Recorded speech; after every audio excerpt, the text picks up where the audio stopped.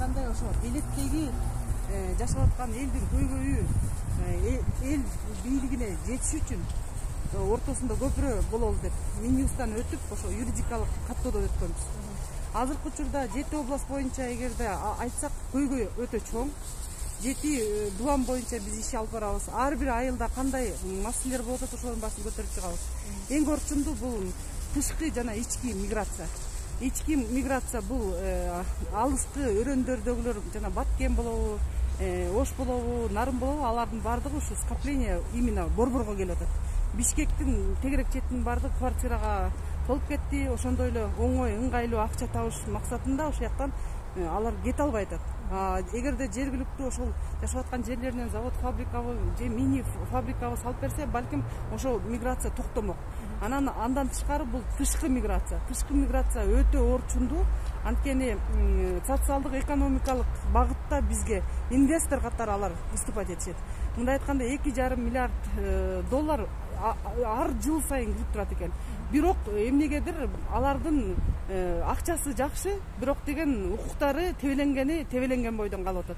Ошол биз баш мыйзам боюнча жанагындай поправка изменения кириш үчүн ошо баш мыйзамга мигранттардын именно укуктары боюнча мыйзамга киргиле деп биз сунуштагы талаптагы кылганбыз.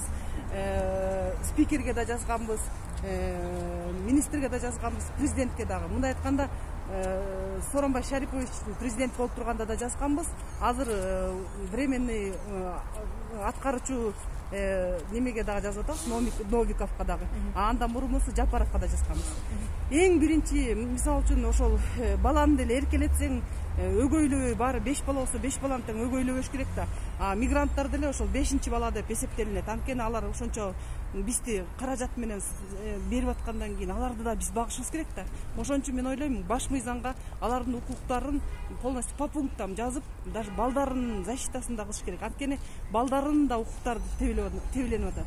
Анткени алыс жерде жүргөндөн кийин баласы кандай болуп атат, эмне болуп атат, ал эненин оюнда да. Анан сиздер маалим деле болуш керек, канчалаган груз 200 келип атат. Башка чет мамлекеттердики, мисалы үчүн Өзбекстан болобу, Россияны болобу, алар өздөрүнүн жарандарын самолет менен алып кетет экен. Биздики эмне менен алып келип атат? Жана ошондой эле орчундуу маселе бул консульствонун жумушу. Консульствонун жумушуна канча посол келет, канча иштеп атат, бир жигердүү жумуш кылган жок деп айтса болот. Анткени мурун Роза Исаковна Отунбаеванын иниси Болот Отунбаев иштеп кеткен, андан кийин Жашенкулов келди. Бирок баягы бюрократия түгөнбөй атат. Эмне себептен? Мына коронавирус убагында биз ошол Оренбург менен Бузулукта калып калган Новосибирскийдеги жарандарды ошо алып келиш үчүн биз тизменин баардыгын өзүбүз тизип чыктык. Ишенесиңерби? Ошо паспортный данныйларын башын толтуруп кат жазганбыз. Ошо каттын натыйжасында мына көрүп алсаңар болот. Элеткөйгө коомдук бирикмеге мына жооп берген 413 кишини автобус менен алып келдик, калгандарын болсо самолетко салабыз деп.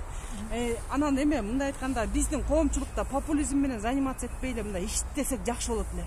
Биздин коомдук бирикменин мисалы үчүн бир каражат албайт, эч жактан гранттарды да албайт, бирок ошо коомдук башталышында иштеп эле келатат. 5 жыл болду.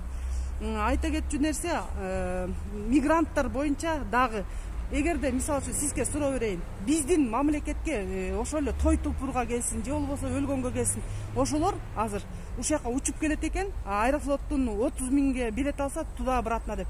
Биздин мигранттардын укугу тебеленген ошо да 5-чи күнү эле кете алат экен алар.